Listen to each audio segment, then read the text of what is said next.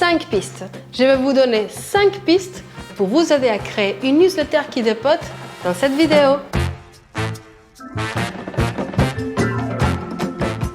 Bonjour et soyez les bienvenus sur la chaîne YouTube des Vivants dans le web, où je vous partage des astuces concrètes pour communiquer en église. Que vous soyez prêtre ou laïc, catéchiste ou bénévole pour une communauté de paroisse, un mouvement ou un service d'église. Commençons par les commencements. Qu'est-ce qu'une newsletter? Une lettre d'information, infolettre, cyberlettre, newsletter ou lettre info, est un document d'information envoyé de manière périodique par courrier électronique à une liste de diffusion regroupant l'ensemble des personnes qui y sont inscrites. Vous envoyez déjà des lettres d'information ou vous souhaitez le faire? Suivez ces 5 conseils pour construire ou améliorer votre lettre d'information.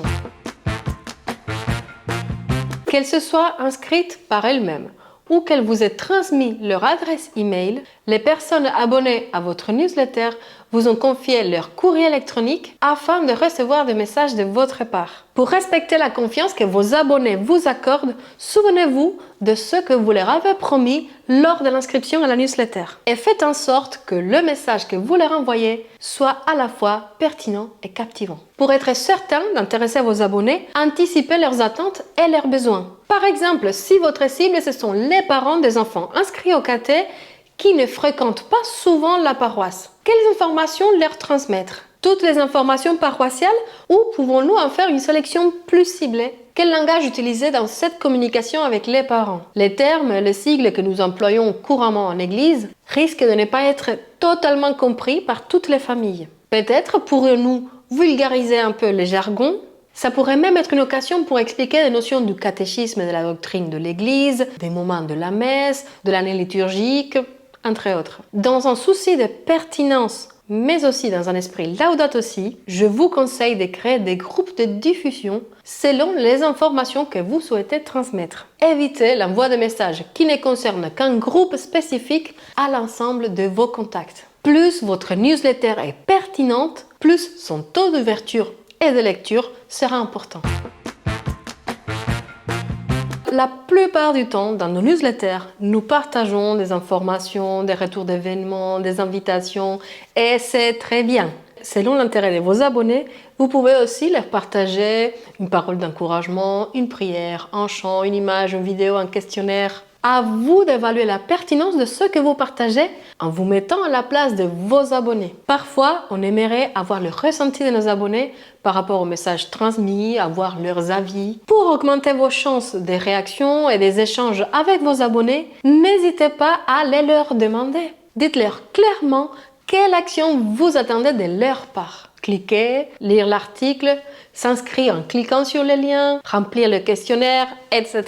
Ne laissez pas de place à l'ambiguïté. Ce qui peut être évident pour nous, qui rédigeons le message, ne l'est peut-être pas pour ceux qui le lisent. La forme n'est pas sans importance, elle est au service du contenu. L'apparence de votre lettre d'information aide à transmettre les messages, incite à cliquer et aller plus loin. Quand vous structurez votre newsletter, placez l'expérience utilisateur au centre. Un design clair et aéré, un parcours simple et intuitif et des actions à faire facilement identifiables. La longueur du newsletter est aussi capitale. Si vous avez beaucoup de contenu, beaucoup d'articles à transmettre, vous pouvez soit faire un résumé, soit une introduction, puis indiquer à vos abonnés de cliquer et lire la suite sur votre site web. N'oublions pas qu'il s'agit d'une lettre d'information. Soyons donc brefs ou nous risquons d'avoir des abonnés abandonner la lecture ou se désabonner de la newsletter.